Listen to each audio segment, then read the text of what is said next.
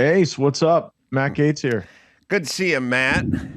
Thanks for doing this. You're Everyone in America was tuned into your epic rant as we were seeing Los Angeles burn and fire hydrants not work. And we were watching this place of great wonderment and creativity and wealth turn into ashes before our eyes. And you were like America's Jiminy Cricket in that moment and gave us a sense of conscience. Thanks, Matt. I hope we're rolling because that sounded pretty good. We are. I roll right into it. So Good. I am curious. After like that was on every news clip, it was on every social media page of Consequence. What kind of feedback did you get from the people that live in California? Well, I should tell everyone what we're doing here quickly is a kind of a home and home. I'm doing Matt's show. He's doing my show, and together it'll be one. And so, well, Matt will ask me some questions. I'll ask Matt some questions. If you're curious, my listeners, of why it seems formatically a little different, it's because we're doing both shows simultaneously.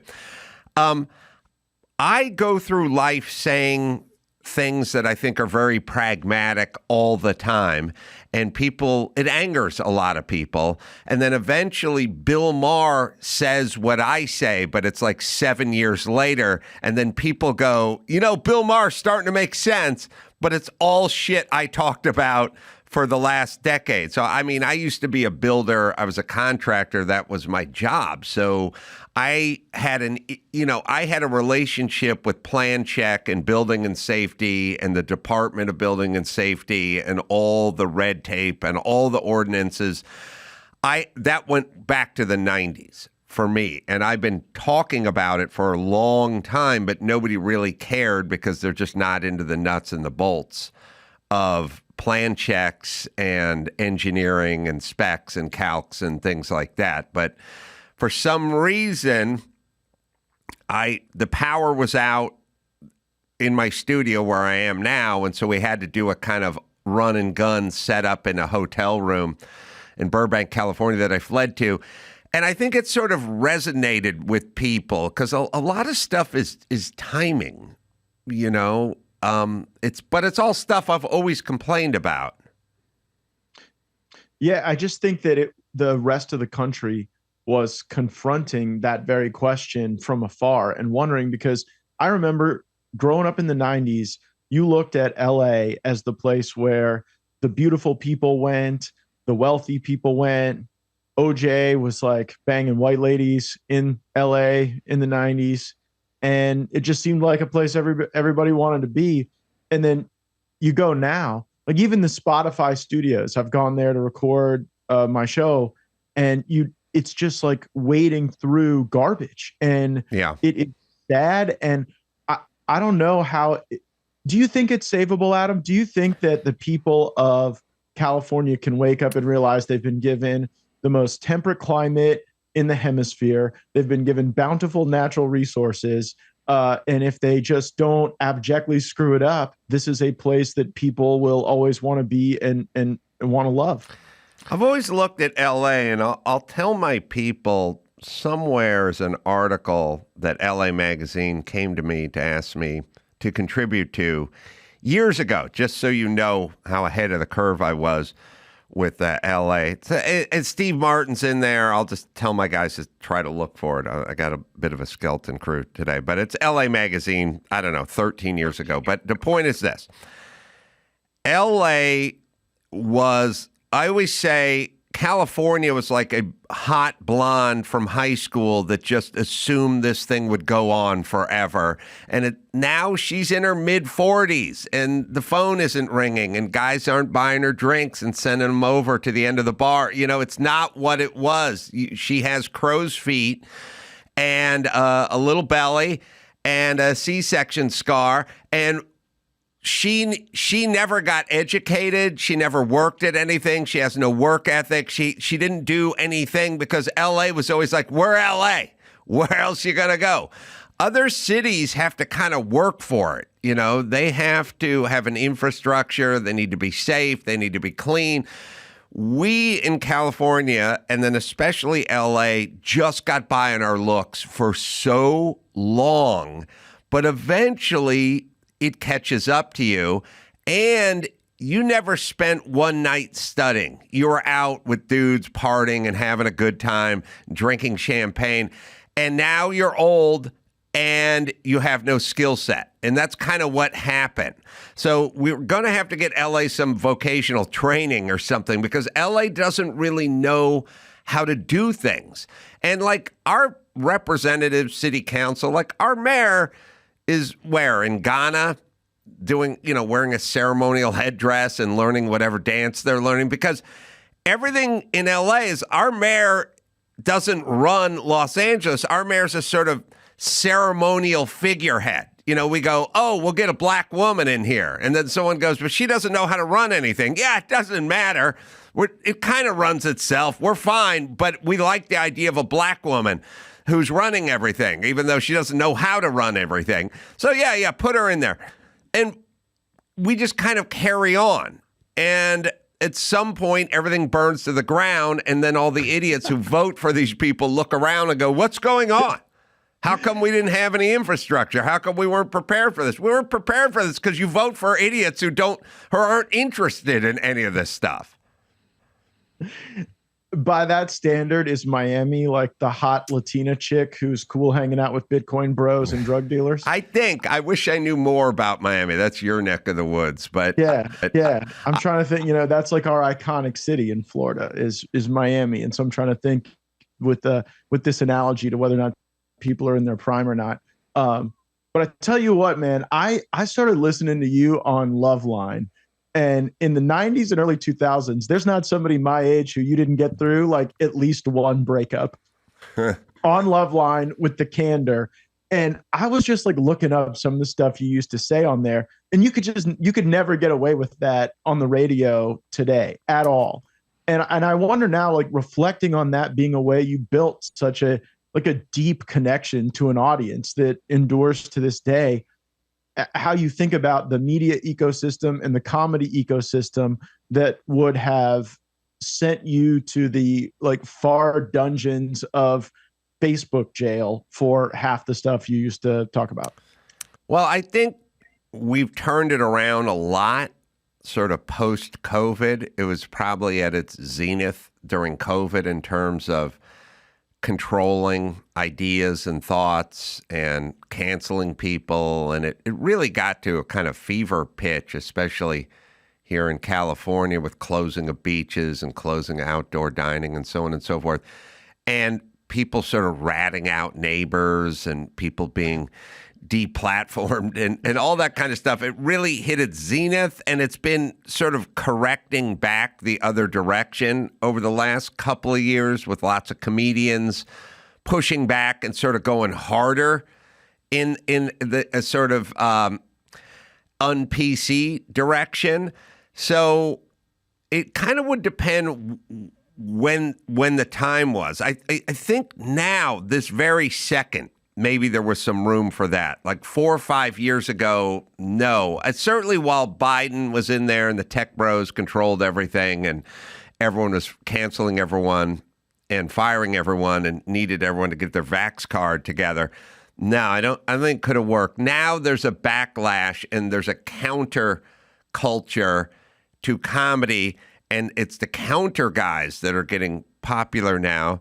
But as a society, I always tell people, if you listen, so what we do as a society is we gorge ourselves on one thing, and then we get full, and then we get sick of it, and we push the plate away, and we go, no more. We want the opposite, And so what we do, like if you listen to the music of the early 70s, if Crosby, Stills, and Nash, and Neil Young, and this real gritty Taylor, the band. Yeah, Jackson the band. Brown. Right. Very authentic, very gritty. The best music, I would say. I would say, too. But they're doing protest anthems about Vietnam and 4 Dead in Ohio and Creedence Clearwater Revival and all that stuff. And then what's next? The Village People. Right. Donna Summer. pure disco.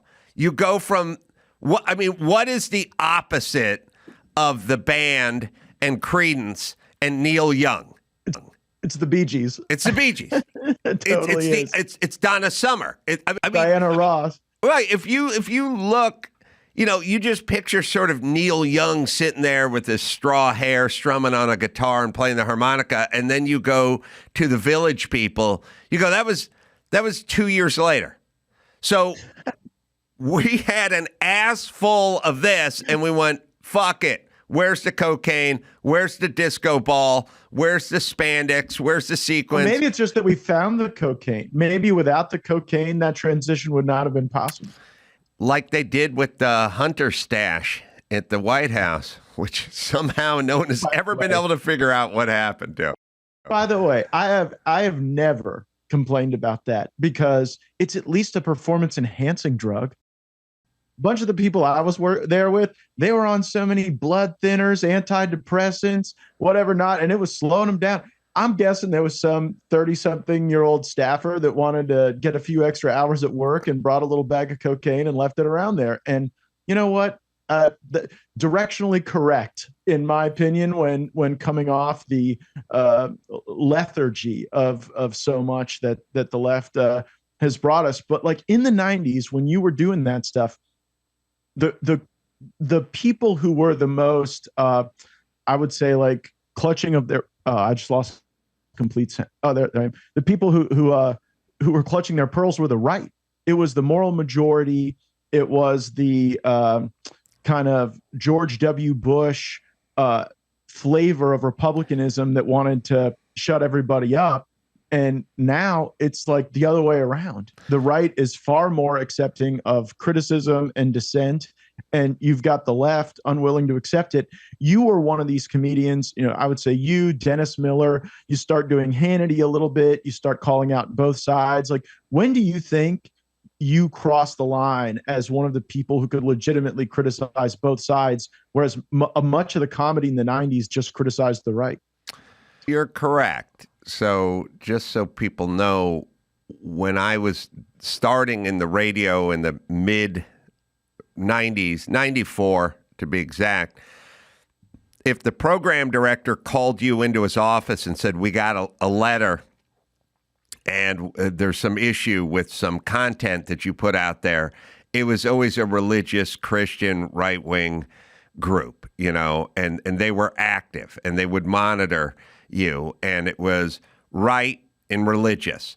And now if someone's trying to cancel you or has an issue with something you said, it's always the left and non-religious people, which is a complete pendulum swing in just my career from who did all the complaining. The left was considered, open-minded and progressive and let your freak flag fly and you could say whatever you wanted. This is a recent thing.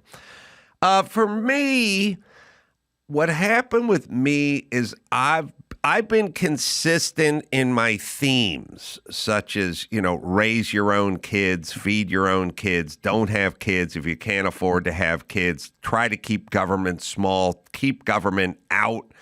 See if you can keep them out of your life as best you can. They don't deserve half your money in taxes. These were like themes that were always in my words, and I was always just a practical guy. There was never really a political designation assigned to raise your own kids, feed your own kids. I like government small, pay your taxes, and listen, don't involve yourself with crime and you won't have to worry about the cops. Things like that. Like, that was not considered outlandish and it wasn't considered political at all. It recently became political, but I think for me, as I think back on it, if I was to think of the origins of it, I did a rant about Occupy Wall Street on this podcast years ago. I just went on a rant about it, and it wasn't anything I'd planned. And like you'd alluded to at the top of the show, giving a soliloquy about the LA fires from a hotel room, it's not something I didn't shut the mic off and go, Excelsior, that shit's going viral. I just went, yeah, all right, put it out. And then I got on an airplane and went to Vegas to go do a show. And it was somewhere later, the next day. I was like, why is everyone calling me? You know what I mean? So you don't know what's going to go what. But I just went on a rant about Occupy Wall Street. And the next thing you know, a lot of people picked up on it. And then the next thing you know, it's like, Bill, oh God, who am I thinking of? So I get invited to go, Bill O'Reilly. Bill O'Reilly wants to invite you on his show. And my policy was always open door. You want to invite me on your show? I'll come on your show. You want to invite me on CNN? I'll come on CNN. I did Politically Incorrect with Bill Maher 25 times. Easily 25 times. I was just on the short list of when someone would drop off, they would just call me and I'd come down. Do you think Politically Incorrect is a better show than Real Time? Real Time to me is when you watch it. When I watch it, I kind of go, "Oh yeah," and then I go, "Oh, come on," Yeah, it was good. I've done them both. I think Bill is drifting toward a pragmatism and a kind of a sanity. And it's not really, people go, oh, now he's talking more right-wing stuff or more Republican stuff. It's really just pragmatism. He's just talking about pragmatic stuff. You're talking about your journey to pragmatism. And your brand on the radio was you told people direct truths, even if they didn't want to hear them. Whether it was a lover that was cheating on them, a romantic interest that wasn't going anywhere, a marriage that was dissolving, you gave people like the straight truth, and it was hilarious to hear that play out. And so then, as you're going and doing more stand-up, you're doing more acting, you turn out. You show up on Fox News with Bill O'Reilly and Sean Hannity, and that must have driven some of the people that you knew in Hollywood crazy. Well, yes. And the problem with maybe current day politics, and it happens a lot, is and it's sort of unfair because I've seen this happen with Dr. Drew. I've seen this happen with attorney Mark Garagos. I've seen it happen with a lot of people, myself.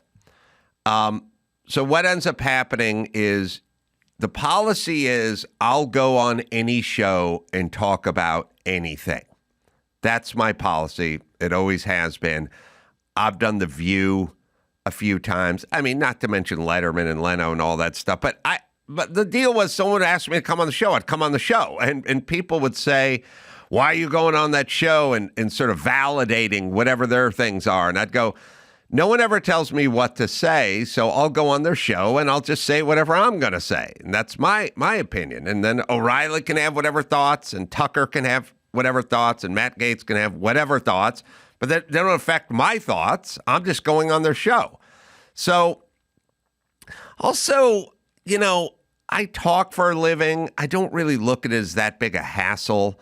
I did real work for so many years in construction that like sitting in air conditioning and have someone hand you a coffee and a water and tell you to speak your mind, that was always fine with me. I never had any thoughts about it. So what ended up happening to me, which happened to Dr. Drew and Mark Garagos and many others, is they started getting invited onto a Tucker Carlson or Jesse Waters or Bill O'Reilly.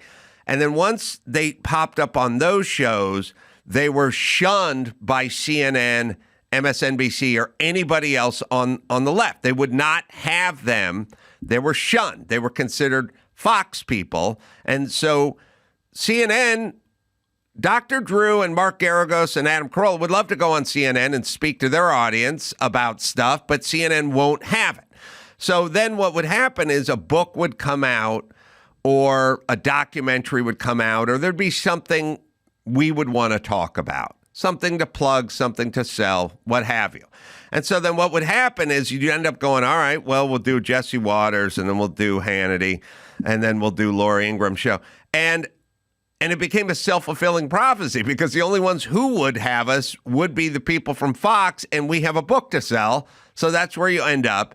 And then the people accuse you of going to Fox, hammering checks, and echoing right-wing talking points. But the reality is we were blackballed from all the other shows because we showed up on Fox once or twice. So it's not Fox's fault. It's CNN and The View and all the other shows that formerly would have had us on their programs, blackballing us. And nobody wants to exclusively go on Fox. But if no other network is going to have you, then you end up on Fox. I loved going on The View. I thought it was terrific, but they did not invite me back to that particular platform. And it's interesting because where we sit right now in our politics, it does appear to look more normal versus crazy. When you see all the stuff that Elon Musk is exposing, I don't know that there's a massive constituency in the United States to pay for Peruvian transgendered comic books or to have like DEI seminars in Serbia. Even people who are for that stuff probably figure Serbia should have some role in their own DEI seminars, particularly since they were like involved in ethnic cleansing and all that, not all that long ago.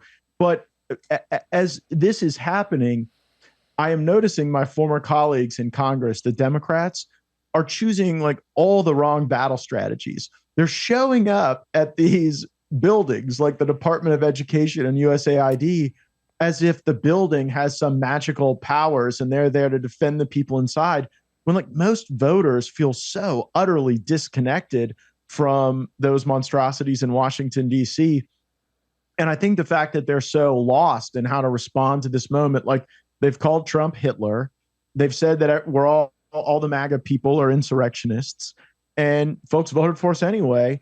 And so I just wonder how you assess like the persuasive tools that the left is using rather than engagement, rather than inviting critics on their programs and having a thorough discussion about what's before the country. They're trying to convince us that like Elon's trying to get our social security number. So what? So Elon could have access to the $382 in my checking account. I'm sure he's real interested, but would love your take. Democrats recruited a lot of hysterical women over to their side. And so that's a lot of it. Like I would call sort of crazy friends of my mom when I was in high school. And they are, but not the hot women. We got the hot women. Yeah. The hot women decided they wanted to be with the alpha men and the cool black guys, and they didn't want to be with the beta males and the transsexuals. And so they got the ugly women. We got the hot women. Yeah, and they got the hysterical reactionary women, and also a lot of it is just DEI stuff. So a lot of them aren't really up to the task at hand, and so they bite on stuff. You know, they get baited into stuff. It's just like the women. Remember when all those women? Now you have to think about this from a sort of sociological standpoint. They took all the women who were presidents of the college, of the Ivy League colleges, and they put them up in front of Congress, right? And then they did a really smart thing. They got a Republican female, to go at them. And she kept saying, just denounce anti-Semitism. Do it. And they all fought her, right? And they didn't know what they were doing. What they were doing is some bitch was coming at them, and some bitch with an R, some Republican bitch was coming at them, trying to tell them what to say, and they were telling her to fuck off. And so they started, that was female on female crime. They were no longer presidents of universities. It was just some bitch is coming at me, and they told her to go pound sand, and anything she said to do, all she wanted them to do is denounce anti-Semitism, and they wouldn't do it, not because they're against anti-Semitism or for anti-Semitism, because a woman was trying to browbeat them into it. They all fought, and then later on, everyone checked the tape, and they all had to resign because they're hysterical. And they're reactionary, and they attract those people on their side, and men too, who are hysterical and reactionary as well. So when something like this happens, all they can think to do is scream into a microphone, you know, this won't work, or we're going to get you, or let's go block the opening to the school building, or whatever it is. There's no strategy to it. It's basically a crazy person being dragged off of an airplane after being told to sit down for a half hour. Eventually, they get dragged off and they just start screaming, "What's happening?" That's essentially where the Democrats are now.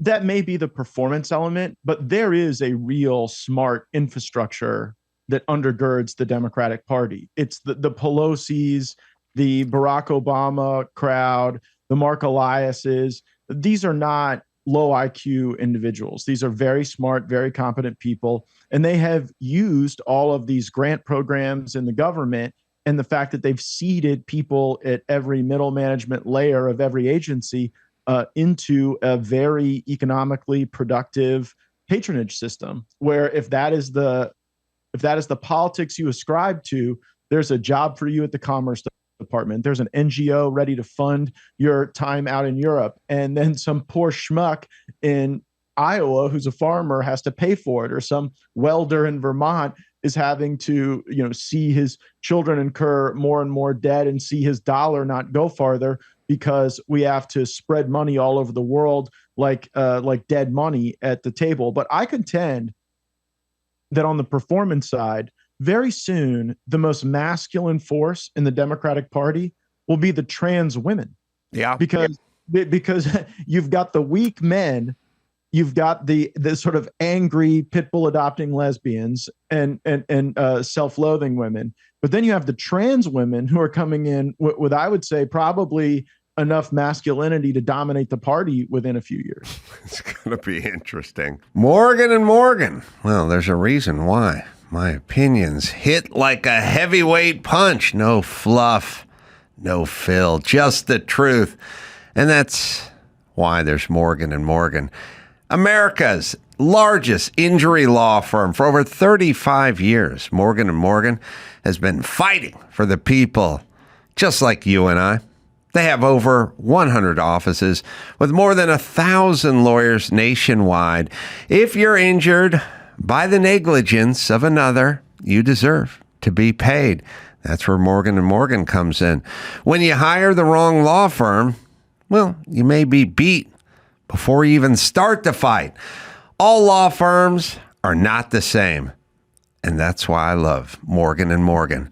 Am I right, Dawson? If you're ever injured, you can check out Morgan & Morgan. Their fee is free unless they win. For more information, go to forthepeople.com/Adam or dial #law #529 from your cell phone.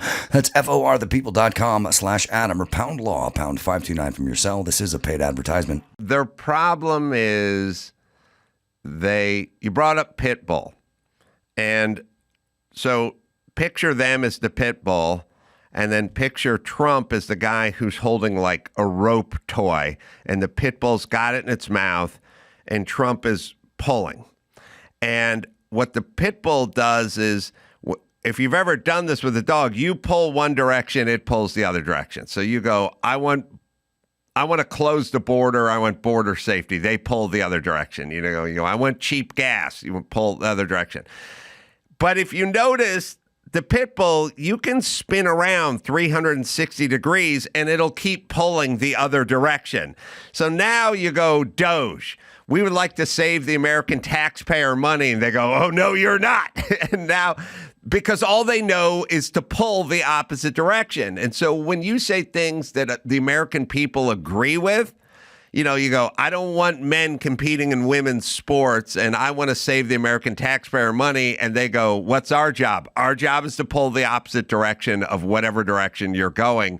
And I think we did that too much when Obama was president. I think Republicans allowed Barack Obama to define what Republicans were for and against because there was that reflexive opposition. And I think we were poorly led by people like Mitch McConnell to not try to influence some of the things going on by being cooperative when our interests were served in being cooperative. You mentioned the men and women's sports. I was loving the public testimony at the Worcester City Council when this Massachusetts town got browbeat by transsexuals into becoming a trans sanctuary city. And for the life of me, Adam, I do not know what they are seeking sanctuary from. Is it a place you literally go if you if you want to go to the bathroom with transsexuals or if you want to have men playing in women's sports. And what was amazing to me is I'm watching what was really at its core a sad display of eroding mental health. Oh, and yeah. The council voted for it. They voted to become a trans sanctuary. And I'm wondering if this is going to be contagious. Well, what a lot of people don't really understand is, and won't bring up and don't have the cojones to bring up, and it's super unpopular, is, there's like two subjects I've talked about on my podcast, which is when you talk about what's going on with the black community and that we need to have an honest discussion about the black community, the people with balls go, where are the dads?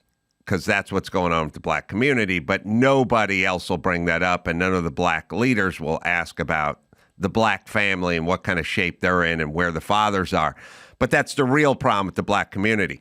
The trans community and all this other stuff you're looking at, most of these people were victims of molestation, or at least victims of some kind of abuse, and they're acting it out now. And that is a huge problem that nobody wants to look into, because you sound like a horrible person when they're talking about the black community. You go, where are the dads? You get yelled out of the room. And if you're talking about the trans community or any of these people where you just sort of go, I don't know what's going on with you. Like, why are you so angry? What's going on with your sexuality? Most of those people were abused. And I learned that from doing Loveline.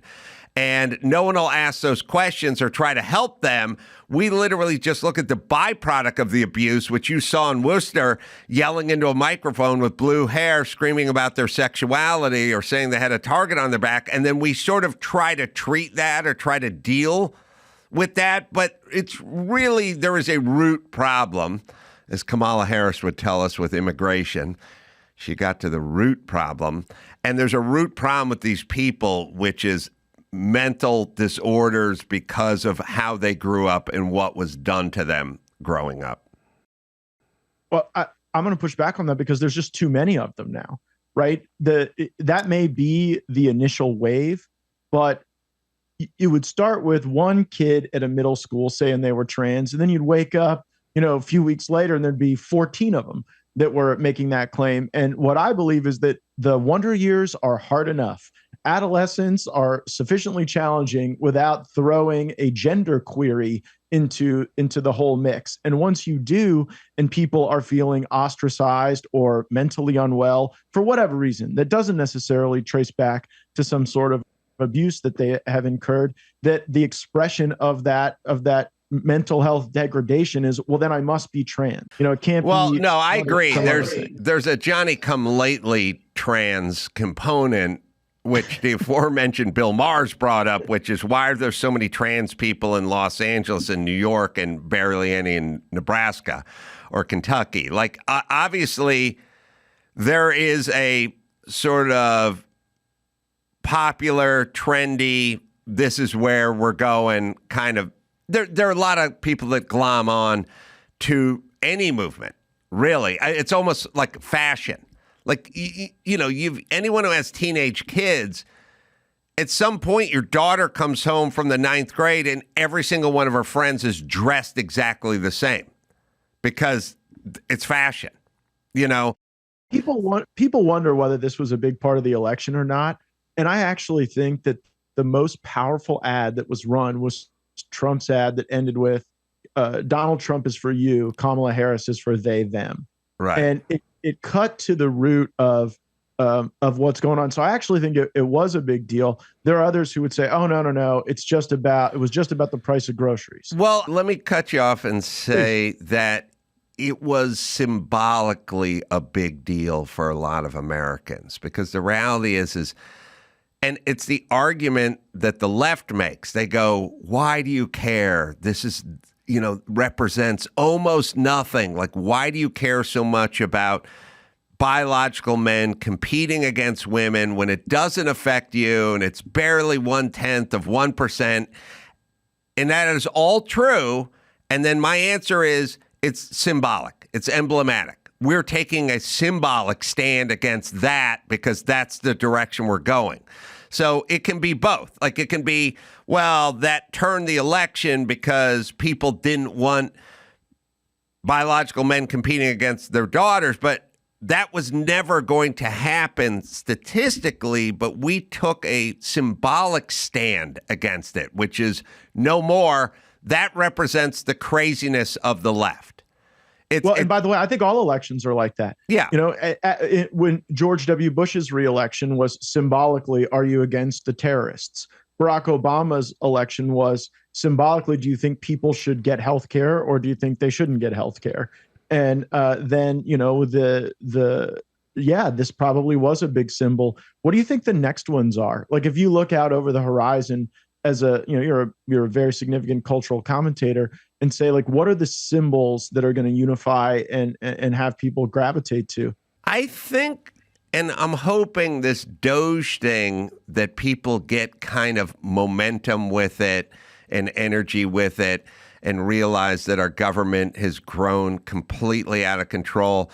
And it's sort of Doge also meets the rebuild in Los Angeles and Malibu and Palisades, because we will see if we can keep shrinking the government versus this sort of ever-expanding government that seems to rule over all of our lives. And I'm hoping that it'll just be a small government versus big government crowd. The Democrats represent big, obviously. Republicans, at least for now, are trying to shrink it.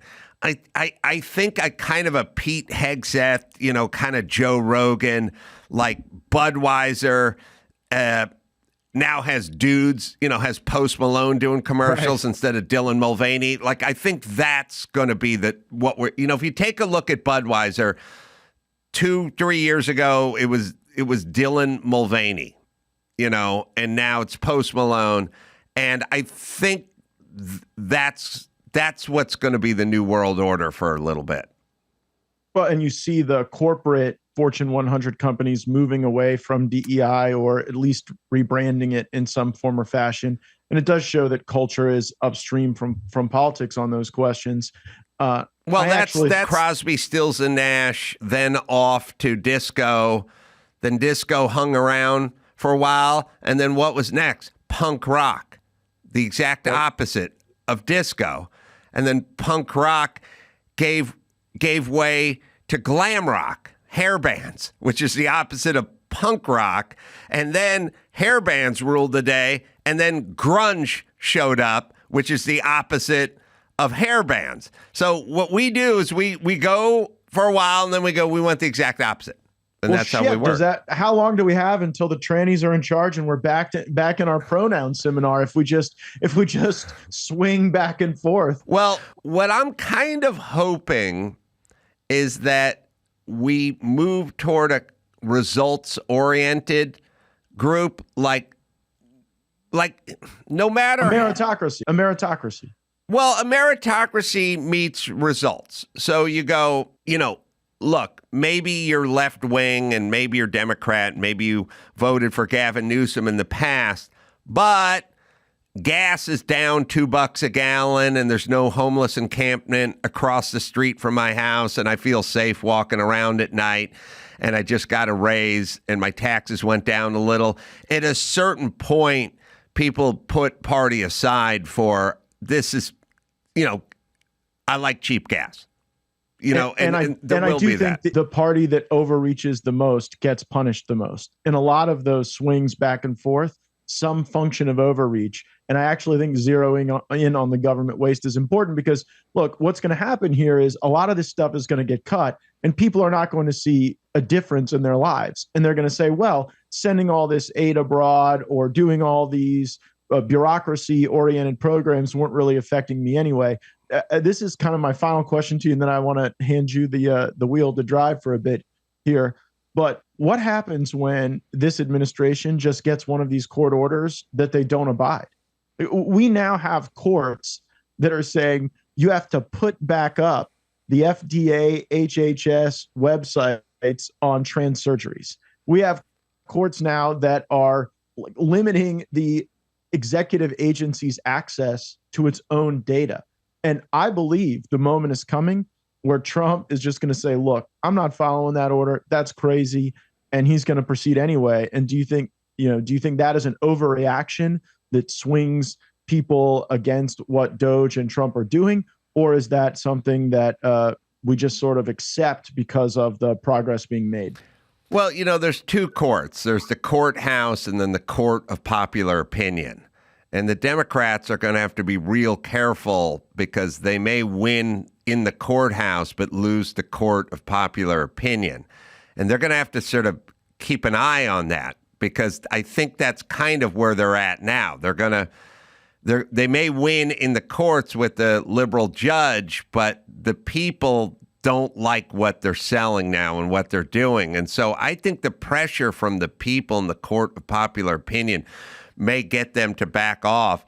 As far as what Trump does, I don't think that there's any lengths that his detractors won't go to. I think we've already seen that with the Steele dossier and 4 years of Russian collusion and impeachments ×2. I don't think there's nothing that leads me to believe that they'll ever be reasonable. I mean, with exceptions like Fetterman and guys like that. But in general, they're just going to fight they're going to pull the other direction like the pit bull does on the rope toy.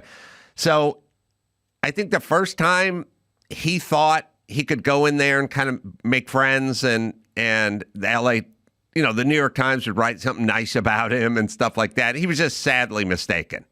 Yeah, it's now just, roll up the sleeves. It's a barroom fight, and he's just going to have to run roughshod over everybody. And I don't know that he has other choices. I agree. Well, you're driving, man. Thanks for letting me lead the discussion for our first. Well, I had a fun back and forth. So for you, what's the future hold? You're out. Are you out of politics and you're out for good? You're out in like San Diego area now, I believe? Yeah, man. So, you had all these people go from media to the government in the Trump administration. I figure some of us had to go the other direction. You had Pete Hegseth and Monica Crowley and so many of the people going into the administration with strong communication skills. And I had served 8 years in Congress. Before then, I served 6 years in the state legislature. So I've been an elected official from age 26 to 42. And so my wife is from Southern California. We're hanging out here for a little bit. I work at One American News and make a nightly show called the Matt Gaetz Show. And it's a way for me to stay involved and keep my ear to the ground. But I miss the warm Florida shores a great deal, and will likely be heading back to my home state. And one thing I know about Florida, Adam, anything is possible. Like LA is where people go to be famous. New York's where they go to be rich. DC's where they go to be powerful. And Florida's where everyone goes for second and third and sometimes even fourth chances in life. You, the whole attorney general nomination, you being like the first and maybe the most controversial, possibly brazen nominee, did you know that? Did you feel like it was kind of a stunt almost, or did you feel that? Are you telling me that I'm the 25% tariff threat on Canada and Mexico? I mean, look at what Trump just did on trade. He makes he goes out there and he makes this outlandish 25% tariff threat. And then Canada and Mexico come running back and say, whoa. Is there anything else you can do? And Trump says, tell you what, shut down the fentanyl from Canada, shut down the migrations from Mexico, and we have a deal. And so I was like thinking about that. And I was like, maybe Trump was like, you know what? Matt Gaetz for top cop in the world. And the United States Senate comes running back and say, tell you what, we can't take Gaetz, but Tulsi Gabbard, RFK, Kash Patel, we'll give you all those guys. And by the way, if that's how it went down, then it served a patriotic purpose. Were you? Yeah, but you were all in, right? I mean, you never thought it was. I would have loved the job. Now, I never campaigned for it, Adam. I mean, I was on Trump's plane with him, pitching somebody else, explaining how another person would be an excellent selection. And he just looked at me and said, I deserve the attorney general I want. And I would like you to be attorney general. And I explained to the president that I'd said some pretty unsavory things about members of the Senate, including Republicans, during my time in the House. And I would be willing to eat a lot of crow, but I would have to eat a lot of crow. And he said, no, he really wanted me to do it. And one thing I know about Trump is he's so all in on everything that when he wants his buddies there all in with him, there's a strong desire to accommodate that. Like I watched after January 6th, so many of Donald Trump's friends talk bad about him in the media, either on the record or off the record, snicker about him, criticize him. And how could that not hurt somebody? How could that not like gut you to your core that people you thought were with you in a dark moment, in an unpleasant moment, just sort of turn on you? And so Trump really has this personality trait where when he calls you into the battle, he wants to know you're going to be there. And though I was not successful in accumulating the requisite number of votes, it was a fun experience. I'm glad I did it, and glad I'm on to the next thing. So you draw the ire of Democrats and some Republicans, and I look at everything through a sort of lens of like sort of psychology, and I realize Trump does as well because he's like an archetype of the man. You know, like first off, he's physically a large guy. And then secondly, the way he dresses and the way he speaks and the way he carries himself.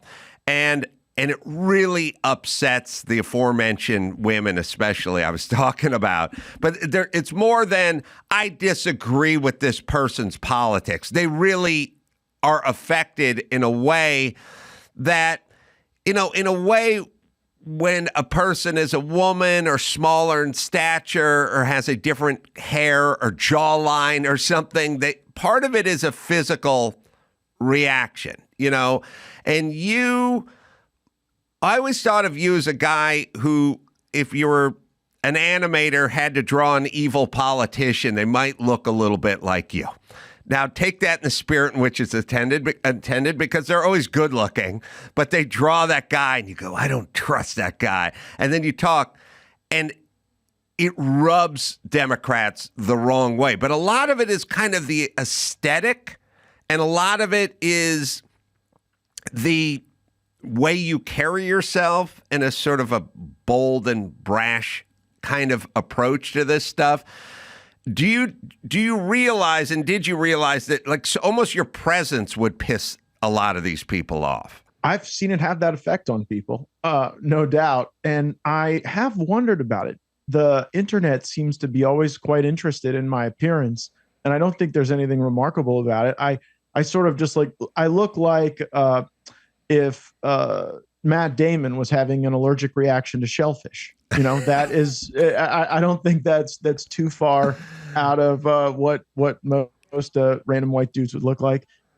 But I think that my coarse approach to some of these people in Washington offended the establishment in both parties. I was on the Armed Services Committee, and if some general was sitting in front of me, a bunch of the people that were there had been in the military or had such reverence for the fact that it was a general that they wouldn't ask basic tough questions like, why are you guys doing drag shows on military bases for children? And hey, like, why are you reducing this valuable training for pronoun training? And a willingness to do that really grates people in a way that the normal professional wrestling of politics doesn't, because most of it is fake. Most of it is just is performative. And the politicians are just actors who are playing out the scripts that are written, produced, and directed by special interests and lobbyists who fund them. And I have no interest in playing that game. I could have played that game, didn't want to, because who even wants to win that game? What, you rise up in the leadership so that you can be a valet at just a higher level for the wishes of others?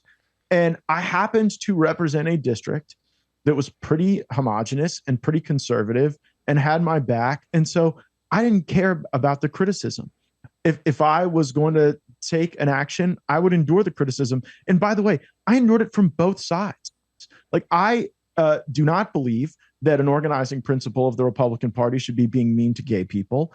And I have said so. And that's really riled up some of the religious right. I don't believe that we should like throw people in jail for marijuana use. I actually think marijuana use can help a lot of people. And that has also been something that I've taken criticism for. But at least the folks I represented knew that if I held a view, I wasn't full of shit and I wasn't doing it for a donor, because I was the only Republican in the whole Congress who took no lobbyist money and no PAC money. And that gives you a way to see through the matrix and to break it. But if you're that multi-billion-dollar lobbying industry, or if you're one of the PAC financiers or funders, someone who stands up and says, you don't need this shit anymore, becomes very dangerous existentially. So in terms of like lawfare, we saw it against Trump, felt like there was always trying to cook it with you and all the allegations, drugs, women, underage, so on and so forth. I kind of wonder, like, are they as bad or as evil as they are, or are they misguided, or is it just sort of we'll take this person down at any cost regardless? Like, a lot of stuff they did to Trump seemed insane to me. The allegations against you, I was like, oh, now I don't believe them because this is what they do when there's somebody they don't like. But how did that play out for you? Well, it was frustrating because in my case, in Trump's case, in a lot of these cases, what they do is they take half truths and then they weave them together with whole lies. Mm-hmm. And, are there things in my past that are embarrassing when it comes to my relationships with adult women, which were consensual? Yeah, I probably wouldn't relive those years as I sit here and chat with you now. But at the same time, then they put in, false, gruesome, grisly allegations on Trump, on me, on whomever, and you're left having to splice through all that. Like in my case, even the Biden Justice Department, I think, realized, Matt's been around some people who they've done some unsavory things. So if we can hold this investigation over his head for years and years, we can do some guilt by association. Then, the Biden Justice Department investigated me for 4 years and at the end said, there's no charge of any crime here. I've never even been sued for any type of misconduct. I was a modestly wealthy white guy, straight, in power for 14 years as an elected official, and never once did a woman show up and say, I was in an uncomfortable situation. Here's my story. Like zero of that. But it does ultimately resolve as part of your digital identity that there were people who tried to smear you, and you just got to persist nonetheless. So it was frustrating. It was people who had an axe to grind against me, but I would probably make better choices. Well, look, first off, reading the transcripts of whatever you did when you were a young man, I realize in any context, it would always just be a shit show. And every guy it was sort of, if I was trying to be, nominated for a Supreme Court job and they just went and read whatever I was doing in high school and when I was 23, it would sound horrible.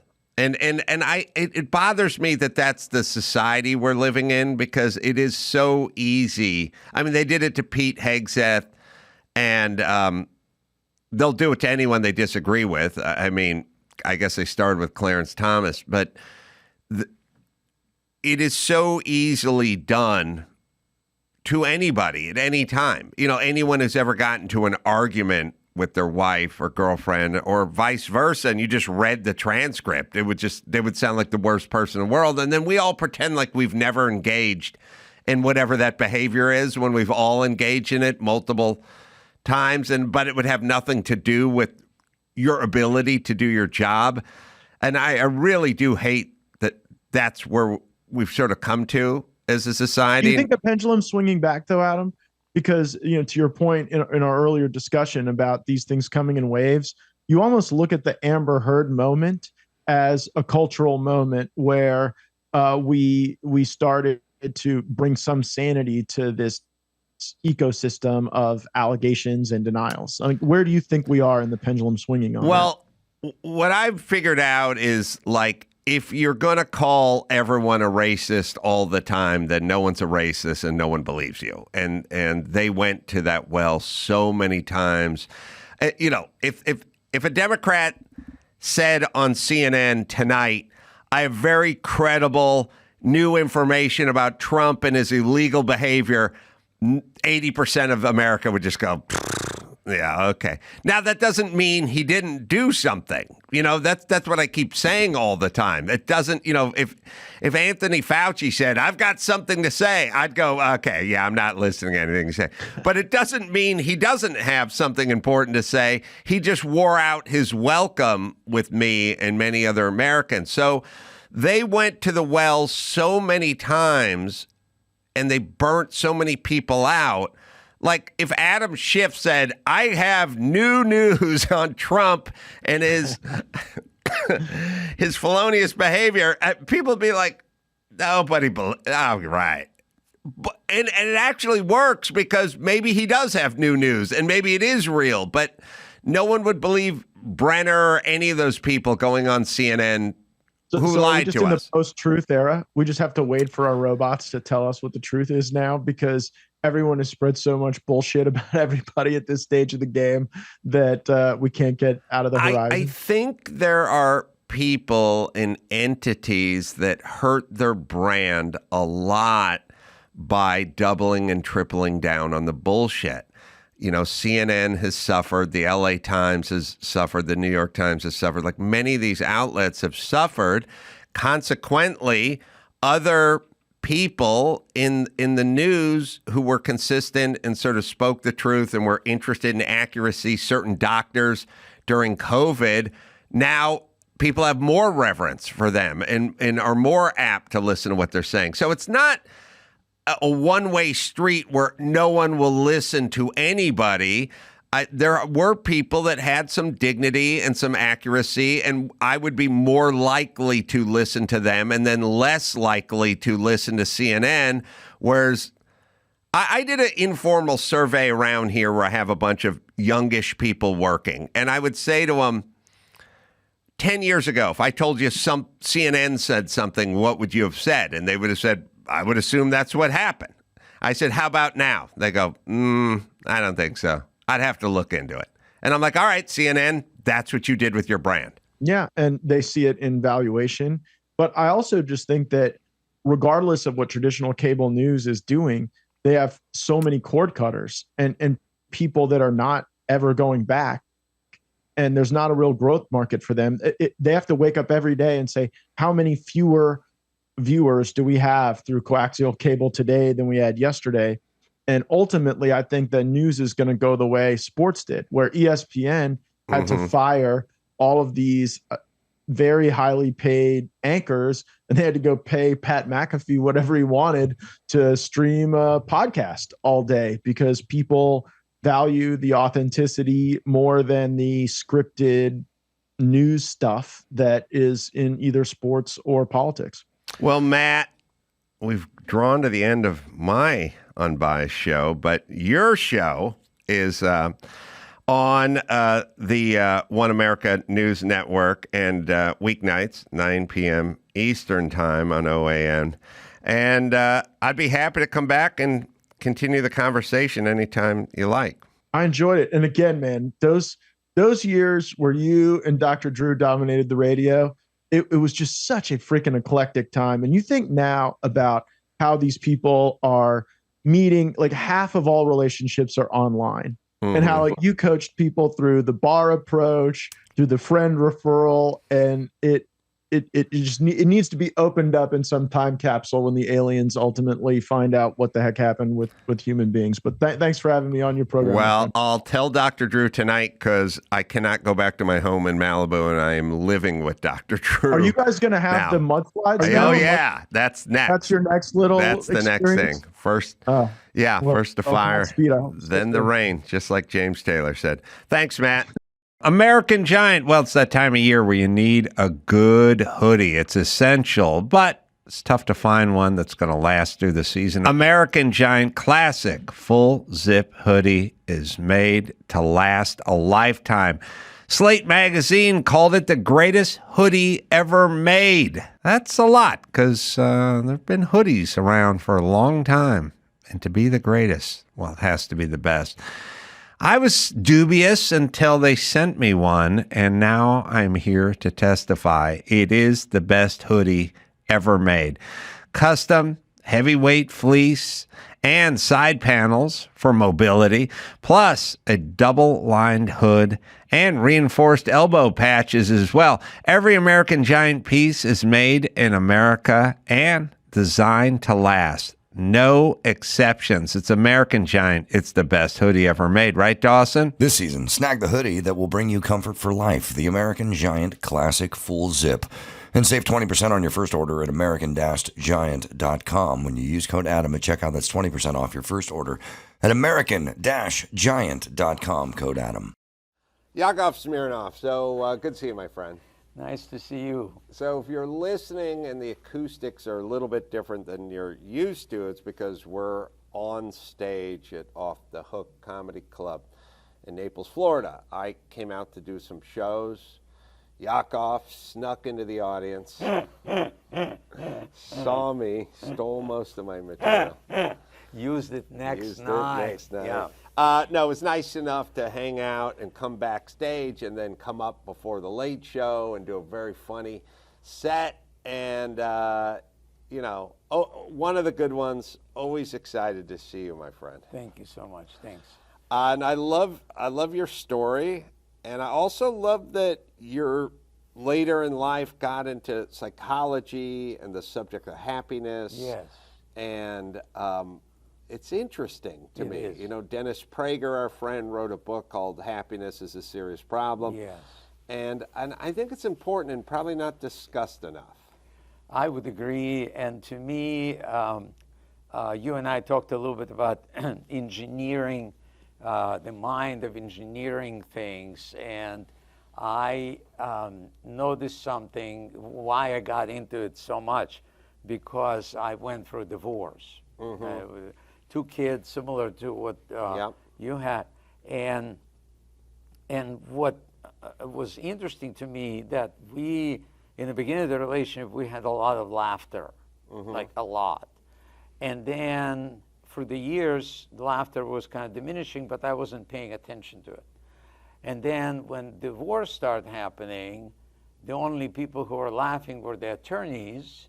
Right. And I'm like going, so what happened to laughter? Because, so I started questioning that this is just me, and then I started asking my audience, and I have a big 2,000-seat theater in Branson, Missouri, so I would just ask. I said, how many of you remember laughter being part of that honeymoon stage of the relationship? And everybody would clap. And then I said, how many of you would go on a second date if you didn't have laughter? And no one would clap. And so that kind of gave me, it's like, wait a minute, so that's so important, but we're not paying attention to it. As a comedian, you and I do that. We pay attention to every joke, every laugh in the end of the joke. And if there isn't one, we go, what happened? Why didn't that? Why couldn't they relate to that? You're not questioning that they don't have a good sense of humor. You're just questioning why this audience doesn't relate to that particular joke. Mm-hmm. And then you change it, and then you get the laughs back. Mm-hmm. Well, that wasn't happening in my marriage, so it fell apart, and that's what sent me on this quest, going, okay, is there a formula? Is there, and so that was my master's degree in psychology in UPenn got me to a certain level of kind of questioning that, putting that as a dilemma, as a hypothesis. What if people laugh together? Will they end up having good, successful relationship or not? And I wasn't necessarily able to prove one way or another, so that's why I went to Pepperdine, got my doctorate degree. So yeah, I was a little bit more specific of what is it, what are the ingredients that we all can use to continue to create more happiness. And it boiled down to, after the whole process, boiled down to meeting the needs of the person that you're with, or whether it's children or parents or co-workers or your spouse. If the needs are met, because one of the definitions of happiness that I was really into, like, happiness is when your needs are met. Mm-hmm. Well, what is the difference between happiness and satisfaction? So for me, I don't think in terms of happy or sad. I think in terms of satisfaction, accomplishment. Like, I want to get stuff done, and it's not, it's not like all about money, although it usually leads to money when you have some accomplishment. Right. So it's kind of a byproduct of accomplishment. But I'm much more thinking in terms of accomplishment and satisfaction. And I don't even, it's funny because I don't like nice. Nice kind of scares me a little bit. I worry about nice. Well, I don't think that's what I'm talking about. I'm thinking a bigger umbrella, like satisfaction. If you're choosing, make it a need to your saying, I need to be satisfied. Okay, and then you meet that need, and then humor triggers the laughter. That's what I'm talking about. So it's a bigger umbrella. It's much more generic umbrella than anybody really talks about. However, when you boil it down to each relationship and say, am I meeting Adam's need, whatever it is, or satisfying, whatever you want to call it, but you were generous enough to say, yeah, come on, we'll do your podcast, my podcast. It was great, and it met my need. I'm like, wow, I'm nervous being kind of in the podcast world where you've been for now a very long time and been very successful. My need was, I was nervous going, will Adam want to do this with me, or he'll see me as a rookie, and whatever it was. And you were so generous with your time, and the way you embraced this idea was great. So that met my need. That made me happy. And when the bottom line, the baseline, or the ground zero is happy, then laughter happens, and that's why it happens in the beginning of every relationship, because people meet each other's needs. They don't see it as technically as I'm saying it, but they're doing it. Did you come from that in your youth? I think of the Soviet Union as a depressing place, and I think we in the United States think of it as a depressing place. It was. It was. And then it would also make me think the people were that way, but you did stand-up in the Soviet Union, so there must have been some appetite for laughter. Oh, absolutely. The need people, I mean, people are laughing like on the street or something. That would be considered mental illness or something, you know. I mean, they were just looking down. People were just really depressed in a way. They were in survival mode. I gotta find food. I gotta get, you know. And so when you have that kind of, it's almost like telling jokes at the funeral.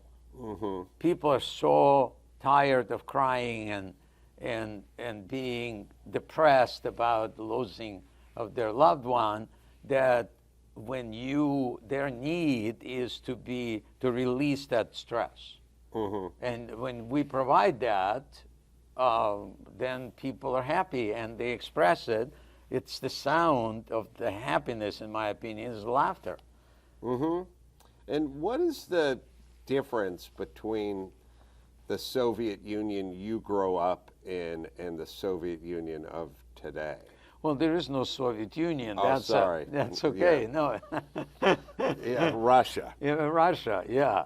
Very different, very different. Soviet Union was a socialist experiment go wrong. Not that it can't go right. I mean, socialist experience. Right. Because when you say that everybody's equal and everybody got to get 100 rubles, whether they're a doctor or they're, sweeping a street, they're getting the same pay. It makes no sense to anyone. But they made it. They forced it. It's similar to COVID when they said, we'll just give you money and you don't have to work. Kind of pretend. They were pretending they're working. Governments pretended they're paying. The whole thing was just a setup.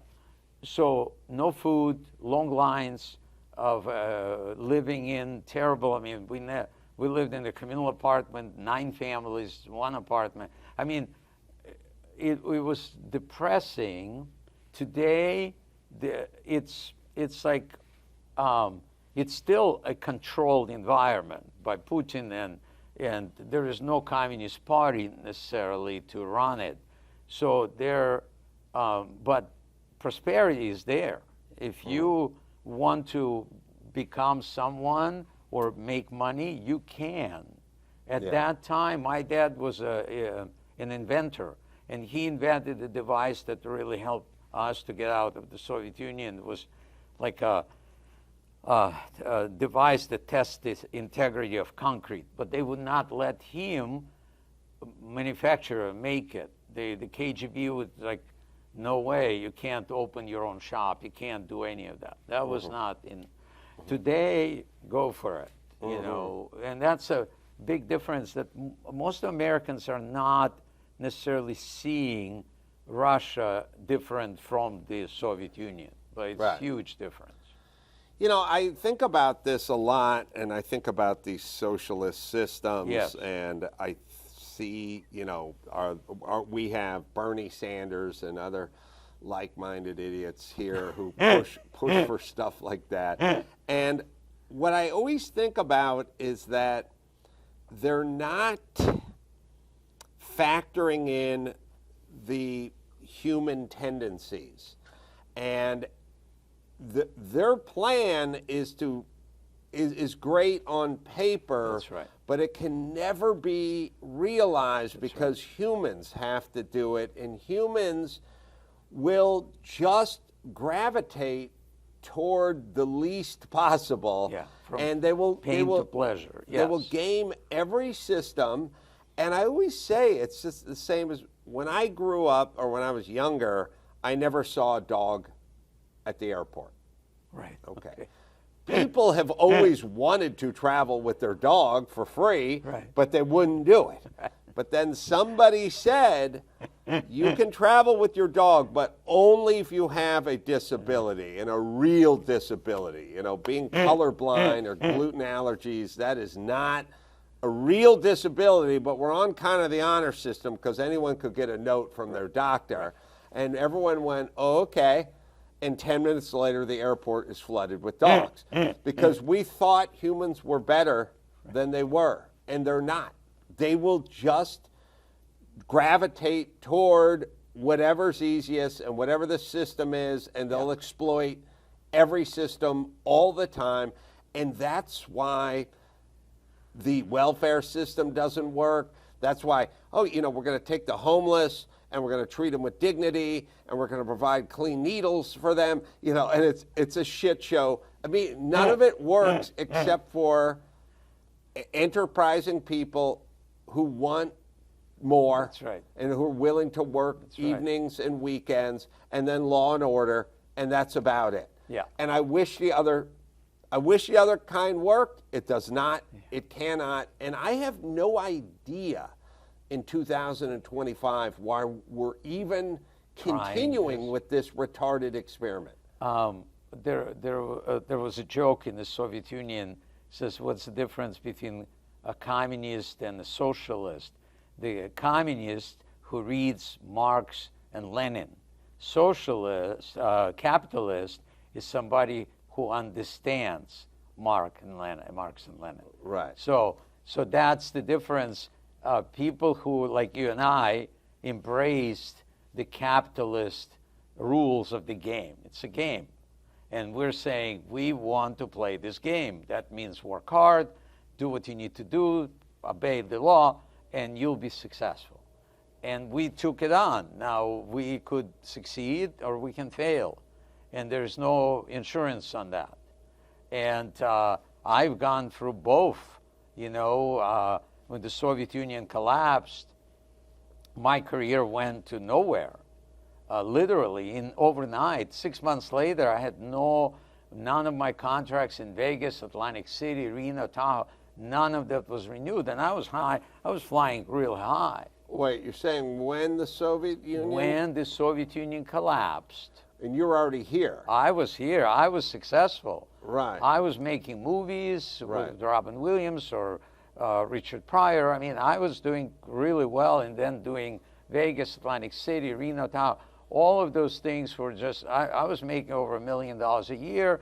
We bought a house. My kids were just born, and they were little, and we bought a house in Pacific Palisades that is gone now because of those idiots. And so, and then all of a sudden, the rug was pulled out. Letterman had a top 10 list of things that will now change that the Soviet Union collapsed. And I made number 1 on the list. Yakov Smirnoff will be out of work.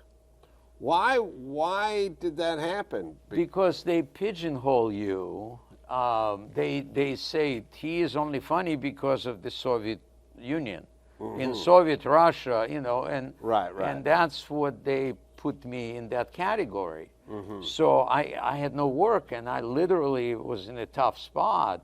And so I started looking, I tell that joke in my show, but I started looking for a place where they did not know that the Soviet Union collapsed. Mm-hmm. I ended up in Branson, Missouri, and they still don't know, and I'm not telling, you know. So okay, here's going back to our beginning of the conversation. So, I mean, just to be clear. Yes. There are guys historically who made a living doing like Richard Nixon impersonation. Whoa. And they made all the late night shows, and it was very funny, and that was that guy's thing.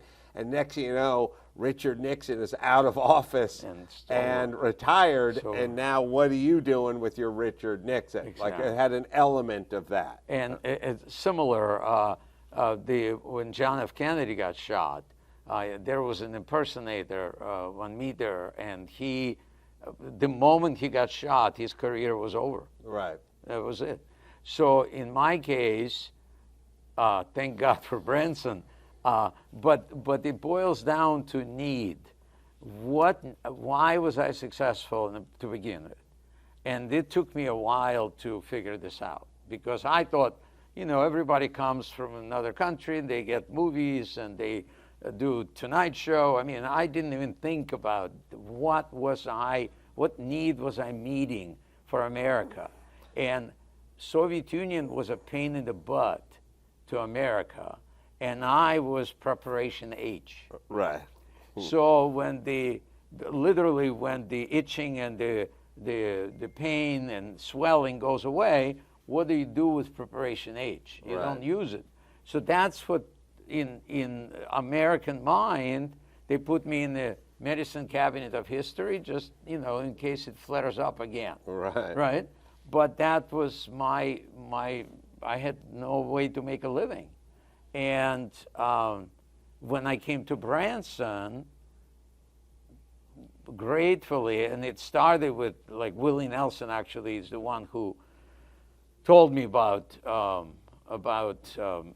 Branson, Missouri, because he was doing a Farm Aid concert, and I was part of it, and he said, you should go to Branson, they'll love you there, you know. And so I first time heard about this, I'm going, okay, maybe that's a good place. And I went, and what happened there, I met the need of that community. That community is mostly Christian, Bible Belt. So me being clean patriotic, what a country.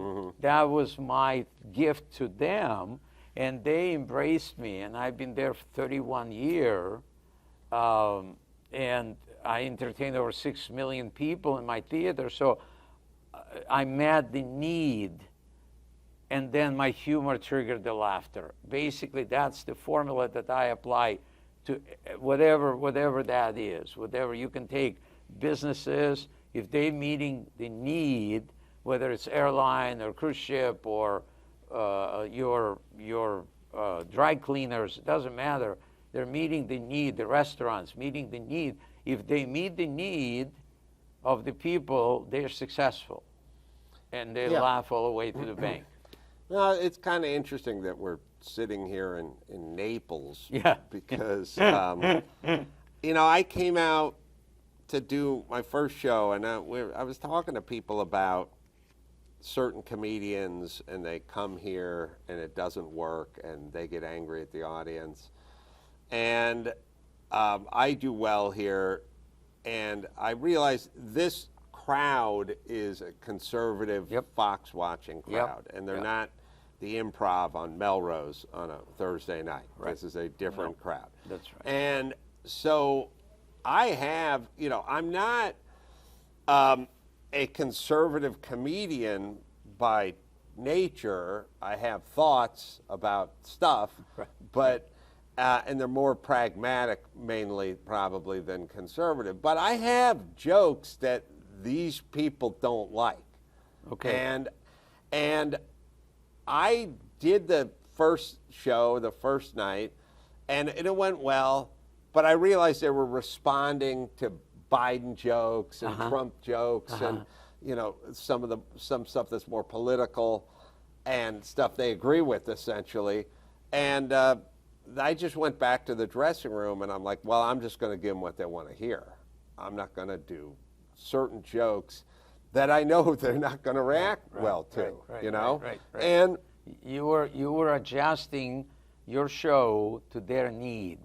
yes, and I've realized that, you know, while I may be the artist, quote unquote, they're the ones paying $65 for tickets and another $80 of food and drinks, and they're here to laugh, not see me sort of exercise some creative muscle or something. They want stuff they like. That's right. And it may not even be my favorite stuff, but that's not what this is about. And I'm getting paid to make them laugh. That's right. So I went in and I sort of said, all right, I'm just giving them what they want. You know. Right. Now it's also stuff I want and I like, and I'm saying what I believe, but I just carved out some of the stuff that I just knew they wouldn't vibe on, you know. And when I was watching your set, something came to my mind. There got a big laugh, and I don't know if you caught that, but I thought that could be a great callback for you. And it was, I crossed the line, okay. I thought it was a great saving joke.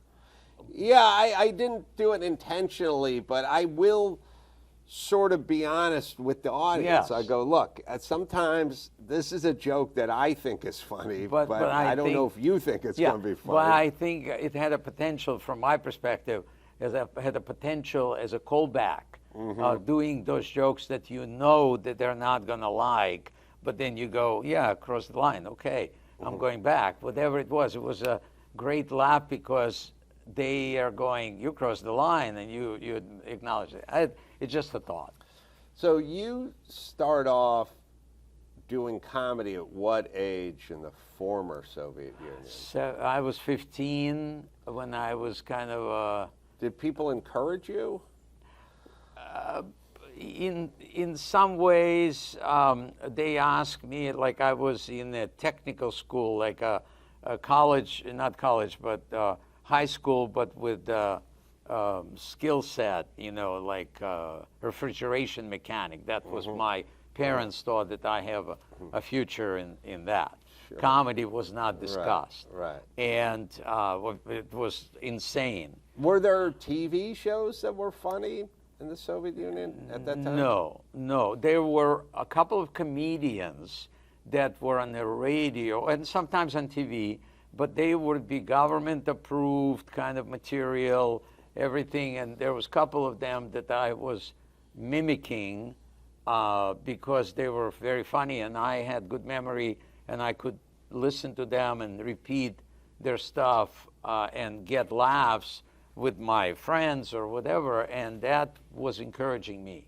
And then I was asked to, there was one holiday, maybe it was May Day or Revolution Day, whatever it was, and there would be like a talent show. And they asked me to be a part of it. And initially I thought I'll sing. And I had a couple of songs and as I start singing, I hear people laughing. So that made me go, I don't think this is my way to go. But I was also asked to be an MC, so I put a couple of jokes in between other acts, and that was genuine laughter, and I was like, wow, okay, that's pretty cool. So that's what got me on the road. And then I was funny, doing it for real, for money. It was probably about 5 to 7 years before I actually got paid for doing something like that. But I was funny in military. I would do like talent shows, and I was always in the middle of that. And it was fun to watch how soldiers would, like 10 o'clock would be like, everybody lights out, and I would be on the lower bunk, and the soldiers would crawl under the beds to come around me. It was like a little pod of soldiers sitting there laughing after we were supposed to be sleeping. That was encouraging to me. And then then you had to submit your material to Ministry of Culture, which had the Department of Jokes, which was, yeah. So all of those things had to go through the steps, and then I get licensed to become a paid comedian, and then I start working the cruise ships. I mean, it was just one of those things that it evolved, and then I meet some people on the cruise ships that were from United States or from Germany or from Poland or whatever, and they're happier. You could tell the difference between the Soviet people and the foreigners. And I just go, I want that. I want that spark in their eye that I never imagined to have. And I want it in my children. And that's what planted the seed to get to at least to try to get out. O'Reilly Auto Parts, bam! You know the song, right? They're in the business of keeping your car on the road. O'Reilly Auto Parts offers friendly, helpful service and all the parts and knowledge you need to maintain and repair your automobile. Always been an O'Reilly guy. Used to go to the one out in North Hollywood when I was over there. Then I moved to La Crescenta and went to the one up on Foothill. Still swing by there every once in a while because I'm a hands-on guy. So whether you're a car aficionado or an auto novice, you'll find the employees at O'Reilly Auto Parts are knowledgeable, helpful, and best off, they're friendly because some of those auto parts guys can be a little tough around the edges. Stop by O'Reilly Auto Parts today, or you can visit us at O'ReillyAuto.com/Adam. That's O'ReillyAuto.com/Adam. Well, you want to start a business, your own business, a small business, and grow it this year. Let's do this. And now's the best time to start. Shopify is going to help you. I started a business, and I use Shopify, and I'm glad I did. Shopify makes it simple to create your brand, open for business, and get your first sale. Get your store up and running. It's easy, and they've got thousands of customizable templates that can help you with all the details like shipping, taxes, payments, from one single dashboard, allowing you to focus on the important stuff like growing your business, because you want to be freed up to grow your business, not burdened with the nickel and dime stuff. Let Shopify help you with that. With Shopify, your first sale is closer than you think. It's Shopify, right, Dawson? Established in 2025 has a nice ring to it, doesn't it? Sign up for your $1 per month trial period at shopify.com/Carolla, all lowercase. Go to shopify.com/Carolla to start selling with Shopify today. Shopify.com/Carolla. So you'd have to get licensed Yes. in the Soviet Union Yes. as a comedian. Yes. And your jokes would be vetted. Yes. And they had Once a year. Once a year. Yeah. Once a year, you just give them up Yep. all your material. Yeah. And if you were doing material that wasn't vetted, they would find out? Most of the time, the theater, everything run by the government, so there was no private clubs or anything Right. like that.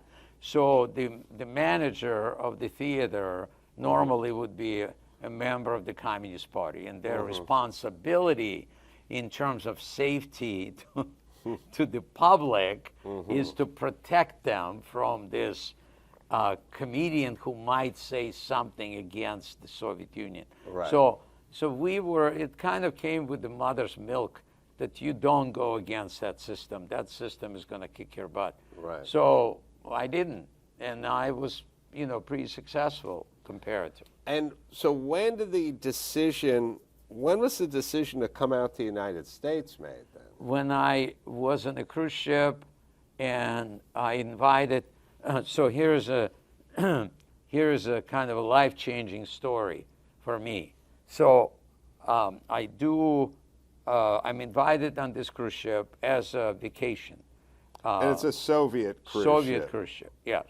As a vacation, they said, we won't pay you, but if you do some shows and do mostly like master of ceremonies, create some contests and things like that, like cruise director, then, you can go for free. And so I did that. And then they liked me. And they said, you want to go again?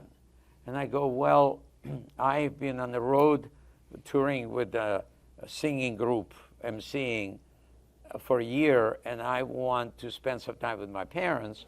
So if you let me have another cabin, then I'll do it for free again. If not, maybe you can pay me so I can buy a cabin for this. And they kicked me out of the office. They just said, who do you think you are to tell us that you want, oh my gosh. It was like, I remember it like it was yesterday. It was like 55 years ago. And kicked me out, and it was like early in the morning. The ship just came in. I go to that office, and they go, get out of here. You'll never work here again. And I go like with the dog with the tail under my butt, and I go home, and I go, I asked for this, and it didn't work out, so not. 10 o'clock in the morning, I knock on the door. We had no phones. So 10 o'clock in the morning, knock on the door, and it's a messenger from the company that brings tickets for me and my parents. And they said, ship leaves at 5 p.m. And I go, okay, we packed, we go on the ship. I never heard of anything like that they would go back on their word. There's no way. So I go on the ship, and I said to the cruise director, who I became pretty friendly with during the first trip, I go, what happened?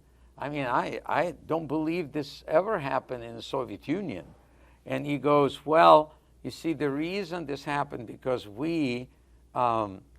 this ship gets leased out to foreign companies 9 months out of the year. And we go to different places, Europe, whatever. And we learned, because the upper management learned that if you are more talented, you should get paid more. It seems so basic, right? Right. But it was like light bulb, and I'm like, wait, are you saying? And they said, yes, and the captain liked you. So he said, if you want to give him my cabin, I want him on the ship. Which was like, oh my God. And chokes me up. It's like an ugly duckling all of a sudden finds the swans, you know, and so my parents watching me doing this, and my dad wanted to get out years ago, but my mom was like, no way, we're not going. Your dad wanted to get out of the Soviet Union. Yeah, and Mom was scared. There was no way. She didn't think I would learn the language. She didn't think that I'm smart. You know, she just thought refrigeration is better. Yes. So Mom is watching me now doing a show with all different, because there was like, it would be a group of people, let's say 1,000 people on the ship. There would be like 200 from Poland and 200 from Germany and 150 from Lithuania, or some from America. Some all speak different languages. I don't speak. I speak only Russian. And so they give me an interpreter to explain to the people what's going to happen. Like I would do like a Miss Cruise, and I would give them contests to run with an egg and a spoon or whatever the hell it was. And they translate it, and then I do the show, and I did like several of them that week. And people are laughing their butts off, and all I'm speaking is in Russian. So it translates with my voice, translates with my facial expression, whatever the heck it was. And my mom says, you have international audience. Maybe we should go. Now, how did you go? Jimmy Carter made a deal with Brezhnev at that time that they needed wheat. And Carter said, allow some people who want to get out to go to America. And so we were basically exchanged for some wheat. And then the door was open, and I sensed that immediately because I had this knowledge of Americans. We were not allowed to talk to foreigners. You would have to cross the street. If you see a foreign group, you have to go across the street, not to talk to them, nor anybody. And they kept us all like in that bubble, Soviet bubble. And I was given the privilege to talk to those people and realize how normal they were, how happy they could be, and I just wanted that. So where did you end up, at what age and where in the United States? I was 26. We came to New York. I had a friend who immigrated before we did. We're still friends, and so she was the one who was kind of feeding me information, like what to do, what not to do, and she said, forget comedy. You will never make it here because there are comedians, there are people like Donnie and Marie Osmond. There's no way you can do anything like that. So if you learn how to drive a car or a jewelry or something, do something with your hands, you're good at that, you'll be okay. And I'm like, I'm listening, I'm reading those letters, I'm going, we'll see. And so we came here, and they lived in Queens, and we stayed with them for like a couple of days. They had no money. I mean, the whole thing was just sleeping on the floor and stuff like that. And my that friend Gala, she goes, so you're gonna rent an apartment next door, right? And I go, no, I'm going to go to Manhattan. I'm going to be between American people, because if I get stuck here, I'll never speak English. No, I'm not staying here. And she goes, but the only people who live in Manhattan are bankers and bank robbers. And I said, well, I'll be one of them, whatever it is. And so my parents agreed, and we moved to Washington Heights and kind of found a tiny apartment, and the rest is history. What was your dad doing for work back then? My dad was a building construction engineer in the Soviet Union. And when he came here, he didn't speak English, so he was really not doing much. When I went to Hollywood and Mitzi saw me at the Comedy Store, she said, you know, stick around. There's always place for good and different. And I said, I can't. I gotta go back. My parents, you know, are there. And she goes, so what does your dad do? And I said, he's a building construction engineer. She goes, can he be a carpenter? I go, I think so. She said, bring him here, I'll give him a job.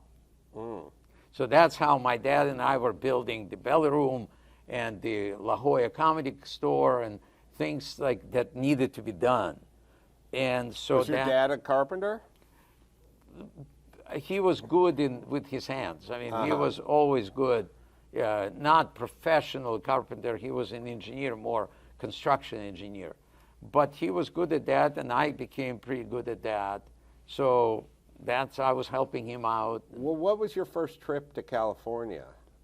That was the first trip. I was working at the place called Greeting Bells, and it was kind of a place where they hired a lot of people from the Soviet Union because they didn't have really a way to make a living. So they would give them like $2 an hour to sit home and glue decorations for Christmas trees. So my parents loved it because they were making $2 each, $2 an hour each. And they would make those things, and Dad was, because he was handy, he would do that, and Mom was stapling the little packages, and they were happy watching Russian television. It was perfect. And so then the season was over, and the lady that owned the business, she didn't need me anymore. I was like a shipping manager for them. And she said, why don't you take a vacation? And she said, I know you want to do comedy. Maybe you can go to Hollywood. I know somebody who knows somebody who knows the executive producer of Three's Company.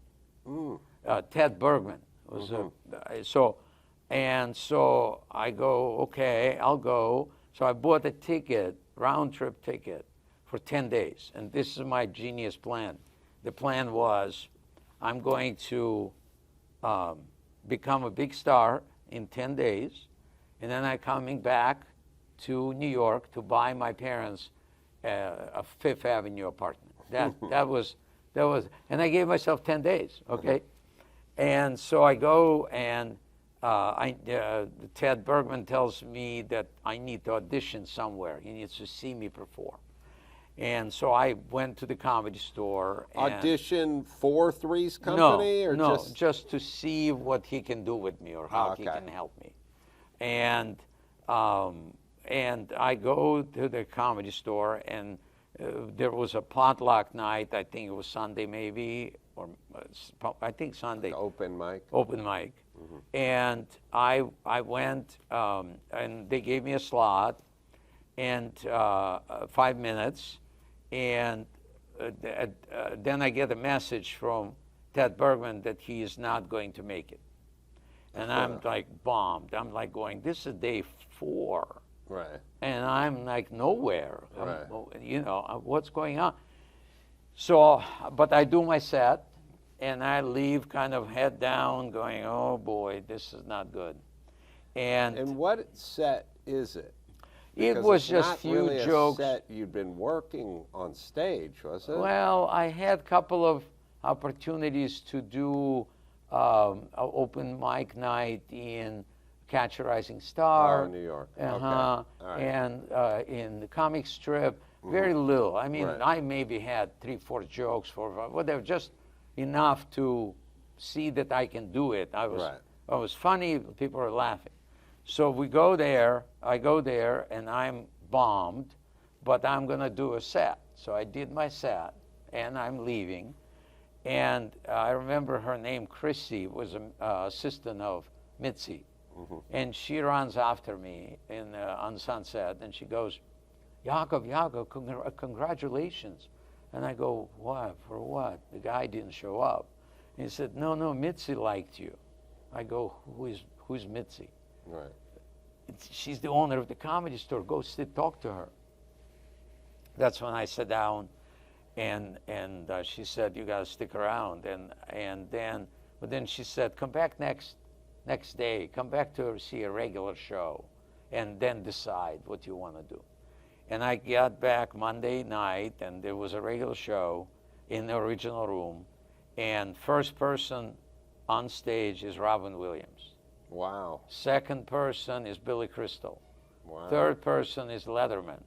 Wow. Fourth person is Pryor. I mean, and I'm sitting back on the back seat there and going, wow, this is day 5. I'm ahead of schedule. If she likes them and she liked me, I'm in the good spot. What year is this? That was 78. Mm-hmm.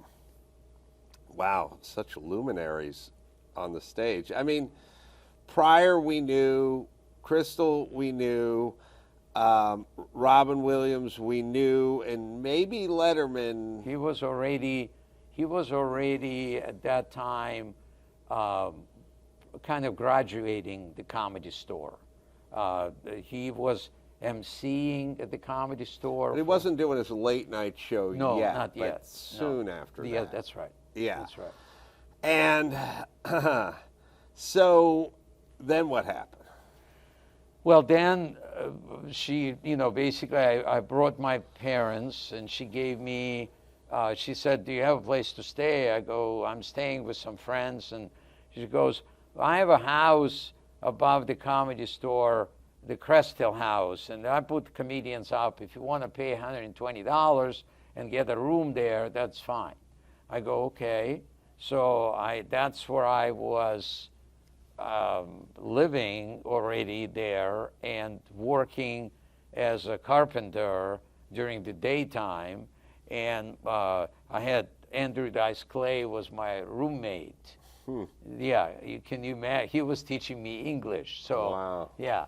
So it was a party house with all the people, like Robin would show up and Richard Pryor would show up, and they would party all night long and downstairs, and I had to go to bed because I had to get up in the morning, and they would just go to bed at 6 a.m. or whatever. Right. And then I would go downstairs, and I see a mirror on the table, and and there's powder on it, and I'm like thinking, why are they eating donuts on a mirror? On a mirror. Right. Okay. And so I would wipe it off, put it on the wall. Next day, the same thing. I'm like going, probably Argus Hamilton, right? He was one of the roommates. And I go, Argus, why don't you use plates? And he would just laugh and not, it took me forever to figure out what they were doing. So you're physically working as a the carpenter. Shop as a carpenter, and going down to La Jolla. Yes. And working, fixing, maintaining. Yeah, we put Mitzi would come up with the idea. Let's put a window in this La Jolla Comedy Store, and so Dad and I go and we break stucco. Yeah, and put the window in there, stuff like that, and then she would always come up with something. So she really should get a lot of credit for your career, right? Everything. I mean, without her, if she didn't see me, I don't know if I'll, literally, I get a movie with Robin Williams 6 or 8 months after I started working there. Moscow on the Hudson? Yeah. Yeah, and then, beer commercials and Tonight Show spots. Yeah. I mean, it happened pretty fast. It did. Right? It did. It happened fast to the point that I didn't even understand what happened. Because, I was performing in the White House for Reagan's. It was mind-blowing. And Mitzi would always say, you and Reagan changed the world. And I go, come on, Mitzi, what did I do? And said, You gave him weapon that nobody else could. You gave him the jokes that disarmed Gorbachev, and that's what took the Berlin Wall down. And I was like going, oh, come on, I'm just telling jokes, you know, and she wouldn't, yeah. And now I look back, I go, there might have been something there. Yeah, I remember seeing you early, must have been on the Tonight Show or somewhere, and memorizing one of your jokes. What was that? The joke, and I'll see if I can do it. You'd say, you know, in America, you guys can make fun of Reagan. And in Russia, it's the same. We can make fun of Reagan, right? Right. Was that the... That's exactly And right. I remember going, oh, yeah. that's funny. Yeah. And I remember, and I remember sort of going, I was young, you know, I wasn't doing comedy, but I guess I was thinking comic. Like I was going, oh, that's what he does. He does that, you know, and I could see why that was really palatable and so consumed during that period because big it time. was such, we had such an appetite for Absolutely. that back then, and there was nothing else like it, and we were probably done. I mean, I would say we, I mean sort of societally, not people, but I just mean we were kind of done with the George Carlin sort of complain about America and beat up this country, and we wanted to kind of cheer. What a country. Yeah, and we wanted to do, well, essentially what we're reliving now with Trump. It's like we got tired of being beaten up, and we wanted to cheer. Yeah. And it's funny because I come from sort of progressive hippie stock, my mom and I realized the one thing that would anger them every time, all the time, is if you ever said, this is a great country, better than all that, they immediately go, they'd start talking about slavery and the Trail of Tears and what we did to the indigenous. Like, it angered them so much if you ever said anything that was patriotic or positive about this country. Now, they would say, and it reminds me of all the modern, it's been going on for a while, but everyone on the left, they always do the, I love this country, but the history of slavery and institutional racism and stuff. And I'm like, why would you love a country that had institutional racism? I don't, that doesn't even make sense to me. Right. If I thought we had institutional racism, then I wouldn't love this country either. But you love it, but now you're going to tell me what's wrong with it. Right. And you would get at a saturation point with it. You're like, God, I'm so tired of feeling bad and all the sins of the past. And then we'd watch Roots, you know, and we'd sit there, my mom, you know, would just look at me every 10 minutes and go, do you see what we did? Do you see what we did? And I'd go, us? We don't own anything. No one in my family owned, you barely have a car. Forget about humans. You don't own anybody. We didn't grow up on a plantation. We're in a crappy one-bedroom apartment, you know? So we take it for a while, and then we get saturated, and then we want some sort of eagle, red, white, and blue, make America great again, Trumpian, you know, Reagan was that, and we just had a renaissance. We just relived Reagan in the 80s. And I really feel that it could possibly, and we'll see what happens with the Ukrainian war, but I have a hunch that they'll find a way to make a deal somehow. And I think Putin and Trump will somehow get along, and I think that could be good for me. I just needed to wait 35 years to say what a country again. Well, you had a rocket ship, you know, ride career-wise, and you know, I've always said the hardest part of life is sort of stepping backwards, and I don't and I think people understand, they understand that, look, you made $1 million 10 years ago, and now you make $500,000. And they go, all right, well, I get it. You wish you were still making $1 million. But it's not a financial thing. It's a sort of spiritual, like almost emotional thing. And I've experienced it myself.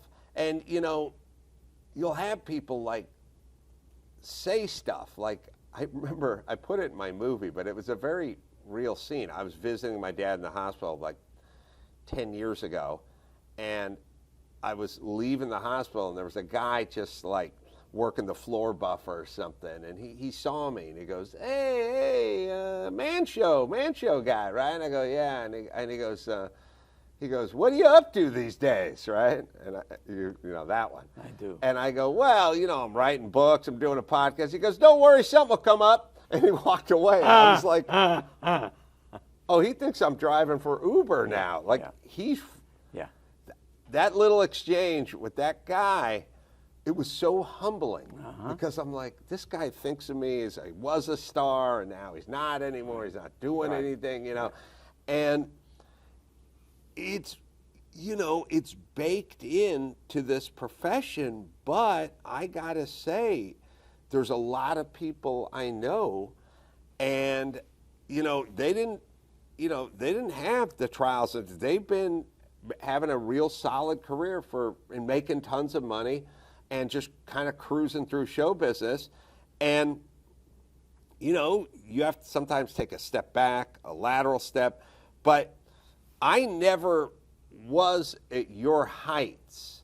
I was successful, but I was never what you were. You were a household name. You were ubiquitous.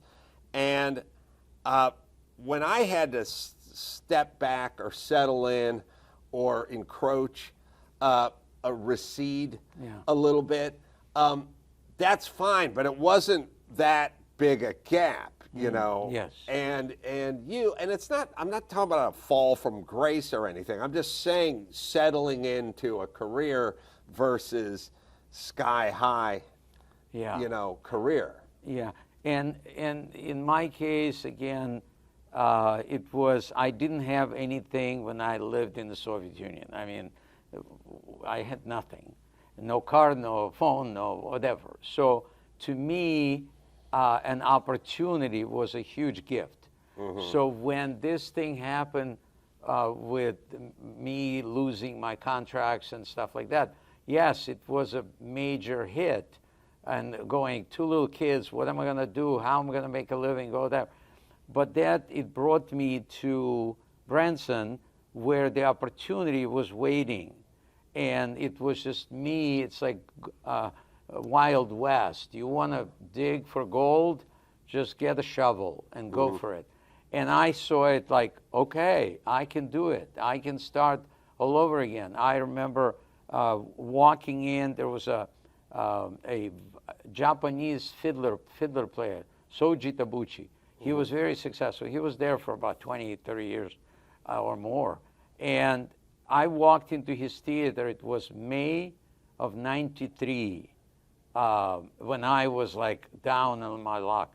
And I walked in and I see 2,000 seat theater full of people in the afternoon. It was like, I was in Vegas, I never seen that. Then I go to see Andy Williams in the evening, the same thing. Like huge theater, state-of-the-art equipment. I'm like going, pinch me somebody, where am I? So I saw it as an opportunity. And I said, you know what? I roll up my sleeves.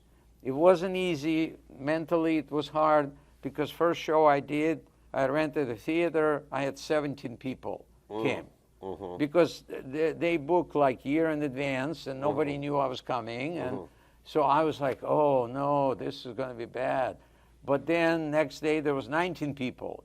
And I did like 400 shows a year just to get the momentum, and then ended up owning a guy who had nothing in the Soviet Union, owns 2,000 seat state-of-the-art theater on the 18 acres of land that I never could imagine that.